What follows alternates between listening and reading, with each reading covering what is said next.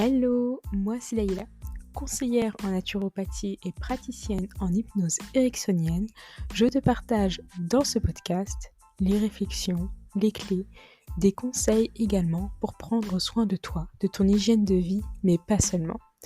Mon objectif à travers ce podcast, c'est aussi de te fournir des outils, de t'aider à avoir certains déclics pour que tu puisses prendre pleinement ta place. Alors, si tu es passionné par l'être humain, que la naturopathie, l'être humain et son bien-être de manière générale t'intéressent, je t'invite à t'abonner à ce podcast de manière à ne rien rater. Et sur ces quelques mots, je te laisse avec le nouvel épisode et te souhaite une très belle écoute. Hello à tous, ravie de vous retrouver aujourd'hui pour un nouvel et dernier épisode de podcast autour du Ramadan. Et oui, c'est le 4e épisode cette semaine et le dernier de cette série. Pas le dernier bien évidemment du podcast, mais le dernier autour du Ramadan.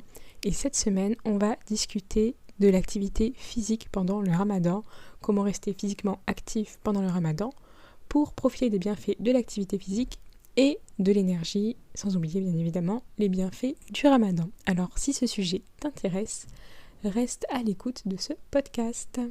L'activité physique et le Ramadan, c'est un sujet qui pose pas mal de questions. On m'a pas mal posé la question de savoir quand est-ce qu'il fallait finalement exercer une activité physique, quand est-ce qu'il fallait faire un petit peu de sport, est-ce qu'on pouvait faire du sport pendant le Ramadan, est-ce que ça pouvait apporter des bénéfices, et dans ces cas-là, quand le faire dans la journée. Alors, rester physiquement actif pendant le Ramadan peut s'avérer assez difficile pour certaines personnes, mais ça reste quand même essentiel si on a l'habitude de pratiquer une activité physique. Tout simplement parce que ça va vous permettre de maintenir votre bonne santé de manière générale, mais pas seulement.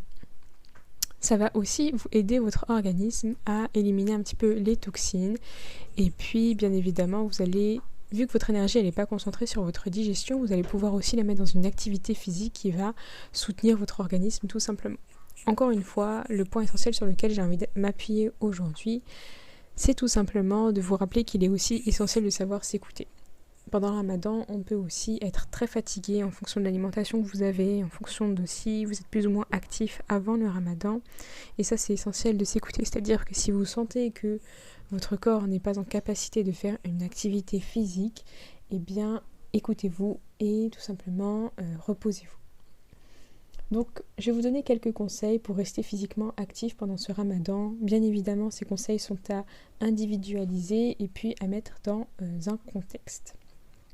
Premier conseil, ça va être de faire de l'activité physique en dehors des heures de jeûne. Il est préférable de faire de l'exercice en dehors des heures de jeûne lorsque le corps a suffisamment d'énergie.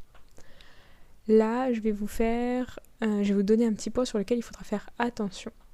Donc attention à ne pas tout de suite faire votre activité physique après votre repas ou un repas trop copieux.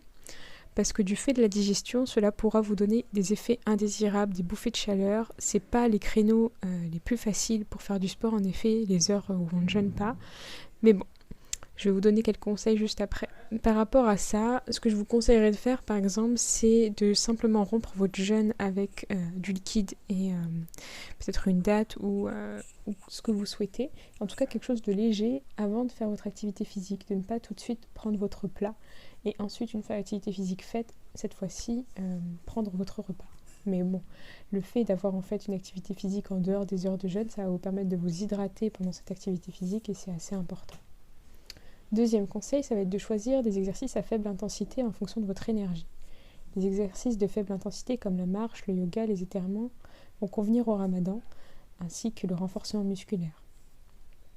Bon, vous aurez bien compris, c'est pas le moment de faire du marathon, ni trop de HIIT, ni de cardio à très haute intensité.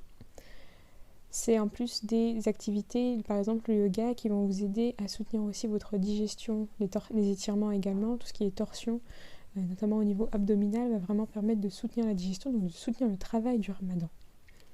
Troisième conseil, ça va être d'éviter les activités trop intenses, encore une fois.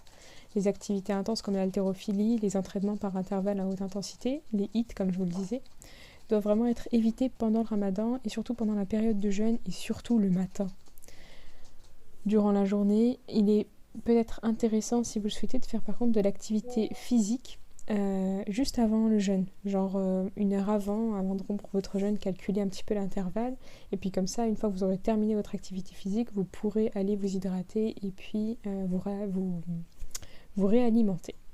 Le 4e et dernier conseil, ça va être de rester hydraté. Il est essentiel de boire beaucoup d'eau en dehors des heures de jeûne pour rester hydraté pendant l'exercice. Mais encore une fois, ici, attention à bien répartir votre hydratation tout au long des heures de jeûne, des heures en dehors du jeûne, à avoir une hydratation assez équilibrée. Ne buvez pas tout d'un coup parce que vous allez augmenter le volume de liquide dans votre corps et finalement, ça va être filtré par vos reins, donc ça ne va pas être utilisé à bon escient par votre organisme. Donc voilà pour ces 4 conseils pour comment pratiquer de l'activité physique pendant le ramadan afin de rester actif.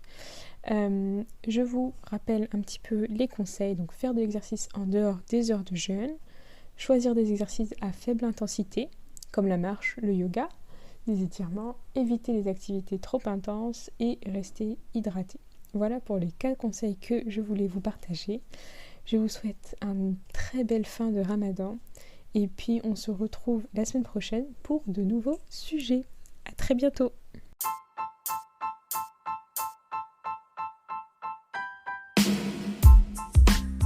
Si ce podcast vous a été utile, qu'il vous a apporté peut-être des billes pour avancer et qu'il vous a plu, n'oubliez pas de le noter avec la note que vous souhaitez et de le partager autour de vous de manière à faire tout simplement naviguer ce message auprès d'autres personnes et toucher encore plus de monde.